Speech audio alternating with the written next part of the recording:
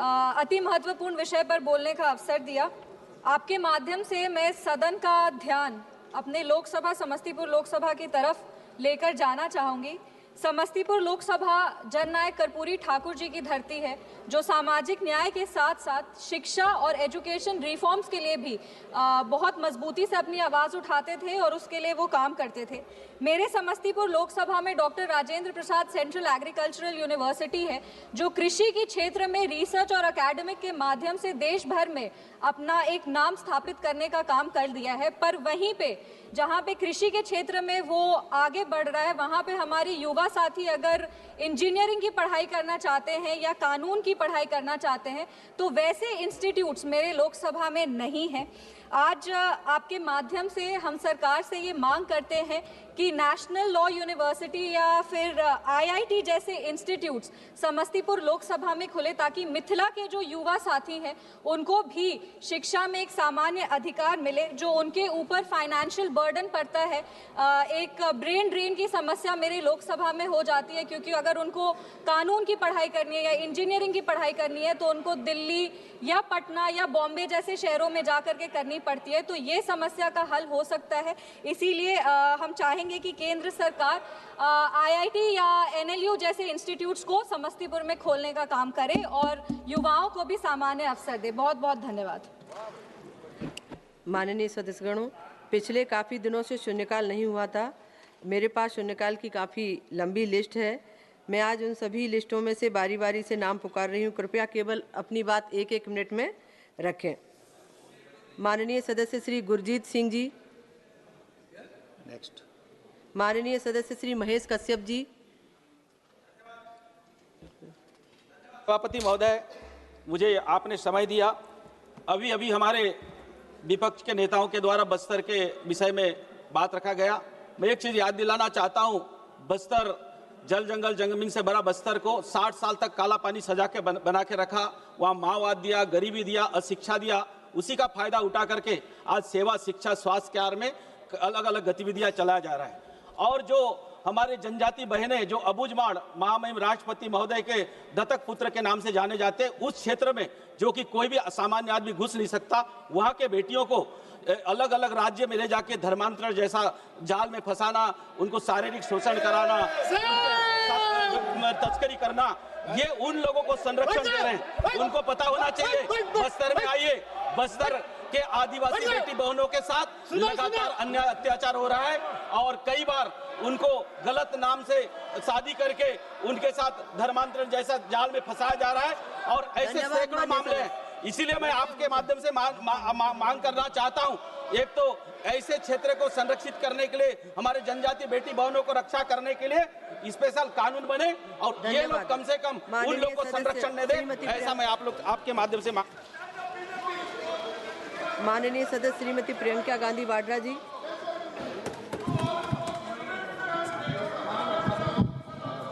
Thank you, Madam, for allowing me to speak today. On behalf of the people of Wayanad, whom I represent in this House, I would like to inform the House that it has been 1 year since a terrible natural disaster struck them. Madam, hundreds of people lost their lives. 17 whole families were wiped out. More than 1,600 buildings, including homes, shops, businesses, were destroyed in the landslide and the floods that followed.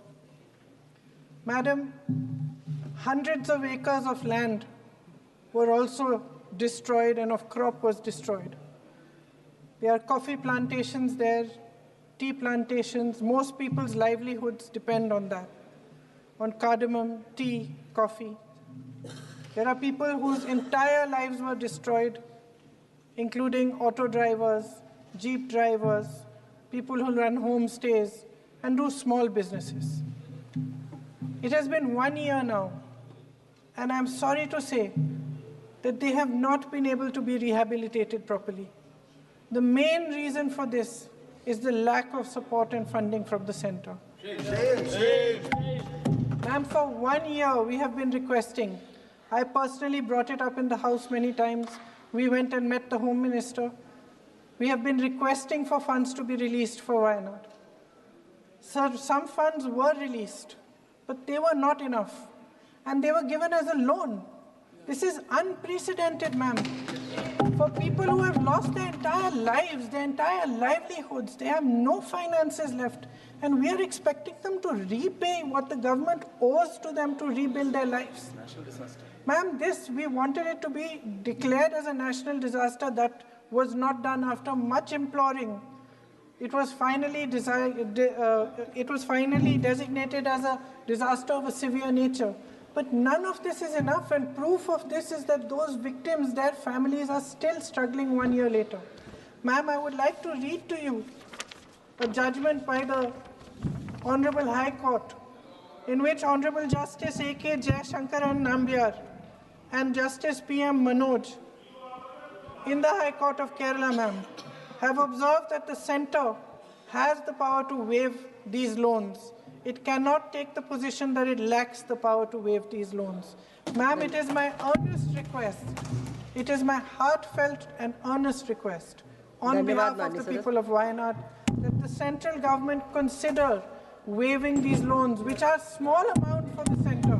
Ma'am, only 90 crores it would accumulate to only 90 crores of personal loans and agricultural cooperative bank loans to 36 crores, ma'am. It's nothing for the centre. It is my honest request on behalf of all those people who have suffered that the government consider this as a humanitarian. माननीय सदस्य श्री निशिकांत दुबे जी। धन्यवाद सभापति महोदय। मैं पिछले 10 साल से या उसके ऊपर से लगातार एक बातें कह रहा हूं सर, कि हमारा जो इलाका है संथाल परगना, इस सदन में सभी लोग शेड्यूल कास्ट की बात करते हैं, शेड्यूल ट्राइब की बात करते हैं, ओबीसी की बात करते हैं। आदिवासी की संख्या हमारे संथाल परगना में 45% था 1951 की जनगणना के अनुसार। आज आदिवासी की संख्या 2011 की जनगणना के अनुसार केवल और केवल 27% है, और अभी जो जनगणना स्टार्ट होगी उसमें मैं दावे के साथ कह सकता हूं कि ये 21 या 22% होगा। आदिवासी विलुप्त हो रहे हैं, और उस आदिवासी को विलुप्त करने में वहां की जो राज्य सरकार है वो आधार का सहारा ले रही है, जो आधार सिटीजनशिप का मामला नहीं है, आधार रेसिडेंट का प्रूफ देती है। उसके आधार पर बांग्लादेशी घुसपैठिए वहां आ रहे हैं, हमारी लड़कियों के साथ शादी कर रहे हैं, जल जंगल जमीन पर वो कब्जा कर रहे हैं। और इस कारण से एक दिन ऐसा आएगा, अभी जनगणना हो रही है, 2008 की जनगणना हमारे यहाँ नहीं हुई सर, झारखंड में 2008 की जनगणना इसलिए नहीं हुई कि आदिवासी की संख्या घटने के कारण 1 लोकसभा की सीट और 6 विधानसभा की सीट आदिवासी की समाप्त हो रही थी। और अभी जब जनगणना होगी फिर मुझे लगता है कि झारखंड में फिर से परिसीमन नहीं होगा, क्योंकि इस बार 2 लोकसभा की आदिवासियों की सीट और कम से कम 12 विधानसभा की सीट घटेगी। और ये सभी को, पूरे देश के लिए एक समस्या है कि आदिवासियों की संख्या घटकर बांग्लादेशी घुसपैठिए बढ़ रहे हैं, जो हमारे बहू बेटियों का इज्जत लूट रहे हैं। इसीलिए आपके माध्यम से मेरा आग्रह है भारत सरकार से कि वहां एनआरसी लागू करिए, और कोर्ट का जजमेंट यही कहता है, और बांग्लादेशी घुसपैठियों को भगाइए, नेस्तनाबूद करिए, और हमारे झारखंड और संथाल परगना को बचाइए। माननीय सदस्य श्री धर्मेंद्र यादव जी। बहुत बहुत धन्यवाद सभापति जी। सभापति जी, मैं अपनी पार्टी के माननीय सदस्य नरेश उत्तम जी और माननीय सदस्य नीरज मौर्य जी की बात से अपने को जोड़ते हुए ये कहना चाहता हूँ, बाबा साहब भीमराव अम्बेडकर जी ने कहा कि जिस समाज को कमज़ोर करना उसको शिक्षा से वंचित कर दो। मैं समझता हूँ उत्तर प्रदेश की सरकार समाज के दलित, पिछड़े, आदिवासी, मजदूरों, किसानों, बुनकरों, छोटे छोटे गरीबों के परिवारों को मुख्य धारा से दूर करने के लिए शिक्षा से वंचित करते हुए जा रहे हैं। सभापति जी, आज़ादी के जहां हम अमृतकाल मना रहे हैं, वहीं उत्तर प्रदेश के अंदर एक अलग तरह का सामंतवाद है, जहां हम लोग शिक्षा अधिकार अधिनियम के तहत हमको ये कानूनी बाध्यता है कि हर बच्चे को शिक्षा उपलब्ध कराई जाए।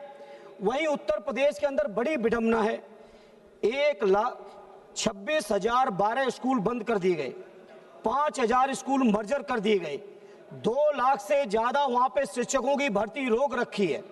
जहां शिक्षा से वंचित किए जा रहे हैं गरीब लोग, पीडीए परिवार के लोग, दलितों के लोग, वहीं 27,000 से ज्यादा दारू की दुकानें उन इलाकों में खोल दी गई। सभापति जी, सभापति जी, मेरा आपके माध्यम से, चूंकि इस बजट में केंद्र सरकार का भी पैसा है, इसलिए केंद्र सरकार इस जिम्मेदारी से बच नहीं सकती। या तो ये हो सकता है कि केंद्र के बनाए हुए कानून में उत्तर प्रदेश सरकार को नहीं मानने हैं, वहां पे आपस में इंजन टकरा रहे हैं, लेकिन टकरा रहे तो टकराते रहें, लेकिन उत्तर प्रदेश से गरीब, किसान, पिछड़े, आदिवासियों, दलितों के जो बच्चों की शिक्षा से वंचित किया जा रहा है, यह उत्तर प्रदेश का जनमानस स्वीकार नहीं करेगा। एक मिनट सभापति खत्म करें। इसीलिए हमारे नेता आरडी अखिलेश यादव जी, जिनको पूरा देश पीडीए के नायक के तौर पे जानता है, उन्होंने घोषणा कर दी है, अगर सरकार स्कूल बंद करेगी तो हम पीडीए पाठशाला चलाकर उत्तर प्रदेश के गरीबों को शिक्षा देने का काम करेंगे और हम लोग आंदोलन के रास्ते पर जाएंगे, लेकिन स्कूल बंद नहीं होने देंगे। ये मैं इस मौके पर कहना चाहता हूं। बहुत बहुत धन्यवाद। माननीय सदस्य Shri Manickam Tagore ji. Ma'am, I rise today not as a member of this house, but as a colleague of those thousands of families in Delhi who have been rendered homeless overnight. Let us be clear, there was not just structures of brick and tin. They were demolished, and these homes filled with memories and livelihoods and children's dreams. Today, those children who have books in their hands have instead been holding bricks, standing in the rubble of what once was their shelter. Speaker, ma'am, the law is not optional. The Delhi Slum Rehabilitation Policy of 2015 and the DUSIB Act of 2010 and the Delhi High Court's judgment in Ajay Maken versus Union of India all clearly states no eviction without rehabilitation, no demolition without dignity. Yet, bulldozers moved in with no notices. Families were thrown out with no alternative housing. Even where court stays exist, like Jallianwala Bagh and Madrasi camps, homes were still destroyed in open violations of judicial orders. No water, no power, no shelter, just silencing and suffering. And amidst this silence, Speaker ma'am, one voice did rise. The leader of opposition, Rahul Gandhi, in this house, he visited the demolition sites. He walked through the broken lanes and met mothers sitting in the drain with infants in their arms and listened truly to their pain. He came with compassion and clarity, and he asked the one question we must all ask today. If we can send bulldozers so quickly, why can't we send help with the same urgency, ma'am? Before elections, the ruling party friends spent nights in the same bastis. They made promises, jahan juggi, wahan makan. But now, after the elections, it has become jahan juggi, wahan bulldozer. This is not governance. This is abandonment, madam. It is time for this house to take notice, because how we treat the poorest amongst us is not the side issue, but it is the very soul of this democracy itself. माननीय Thank you, सदस्य ma'am. Shri Indira हंग सुब्बा जी। धन्यवाद सभापति महोदय। आज मैं सिक्किम के संदर्भ में एक ऐसा मुद्दा को यहाँ रखने जा रहा हूँ सभापति महोदय कि जो 2 दशक से अविलंबित है। लिम्बू और तामांग ऐसे 2 कम्युनिटीज़ जिसको 2003 साल में शेड्यूल ट्राइब में इंक्लूड किया गया, लेकिन 2 दशक के बाद आज भी इनका seat reservation Sikkim legislative assembly में नहीं हुआ है। 371F के अंतर्गत सिक्किम के लिम्बू और तामांग कम्युनिटीज़ का सीट रिजर्वेशन किया जा सकता है, और शेड्यूल ट्राइब होने के नाते आर्टिकल 332 भी मैंडेट करता है कि शेड्यूल ट्राइब को सीट रिजर्वेशन मिलनी चाहिए। सभापति महोदय, इस 18th लोकसभा के शुरू से ही गोवा के संदर्भ में शेड्यूल ट्राइब को सीट रिजर्वेशन देने के लिए readjustment of representation of scheduled tribes in the assembly of Goa, इसको ऑलरेडी हाउस में रखा गया है और इसको पास करना अभी जो बाकी है। लेकिन सिक्किम के शेड्यूल्ड ट्राइब जो लिम्बू और तामांग है, इनको भी शेड्यूल्ड ट्राइब लिस्ट में 2003 में ही इंक्लूड किया गया था, लेकिन आज तक रीएडजस्टमेंट का कोई बात नहीं हुआ। सभापति महोदय, हम यही रिक्वेस्ट करना चाहते हैं आपके माध्यम से सरकार से कि 371F और 332 आर्टिकल के अंतर्गत भूटिया लेप्चा के सीट, संघ के सीट और शेड्यूल्ड कास्ट के सीट को पुनः सुरक्षित रखते हुए लिम्बू और तामांग के लिए भी सीट रिजर्वेशन किया जाए और रिप्रेजेंटेशन ऑफ पीपल्स एक्ट को अमेंडमेंट करके लिम्बू और तामांग शेड्यूल्ड ट्राइब के लिए सीट रिजर्वेशन का धन्यवाद माननीय सदस्य। सीट रिजर्वेशन किया जाए ताकि जो डिलिमिटेशन अब होने वाला है, इस डिलिमिटेशन में एटलीस्ट लिम्बू और तामांग को सीट दिया जा सके, क्योंकि ऑलरेडी 5 इलेक्शंस हुए हैं सभापति महोदय कि लिम्बू और तामांग कम्युनिटीज बिना कोई सीट रिजर्वेशन के इलेक्शंस लड़े हैं और आज तक भी उनके कोई सीट रिजर्वेशन नहीं है। तो हम आपके माध्यम से सरकार से यही निवेदन करते हैं कि लिम्बू और तामांग के ये अविलंबित बहुत ही लॉन्ग पेंडिंग इश्यू को रिजॉल्व किया जाए और सीट रिजर्वेशन किया जाए। Thank you madam. माननीय सदस्य Shri Gurjeet Singh ji. Thank you chairman ma'am. मैं एक बहुत ही महत्वपूर्ण विषय आपके ध्यान में लाना चाहता हूँ। सर्व साझीवालता का प्रतीक हरमंदिर साहिब, गोल्डन टेम्पल, दरबार साहिब जैसा जहाँ मनुष्यता का उपदेश मिलता है, पूरे संसद के लोग भी वहाँ जाते हैं और सबके भले की अरदास होती है मैडम। वहाँ ऐसी पवित्र जगह को कुछ नापाक इरादे वाले लोग, आतंकवादी सोच के लोग, जिनका कोई धर्म कोई वर्ग नहीं होता, वो लगातार 14 जुलाई से वहाँ धमकी भरे ईमेल भेज रहे हैं। और हरमंदिर साहिब, कोई जो आदमी उसको जानता है, गुरु ग्रंथ साहब जी के पवित्र वाणी को, कोई आदमी भी ऐसा काम नहीं कर सकता, लेकिन ये आतंकी लोगों को ऐसी पवित्र जगह के ऊपर लगातार ईमेल भेज रहे हैं। श्रोमणी गुरुद्वारा प्रबंधक कमेटी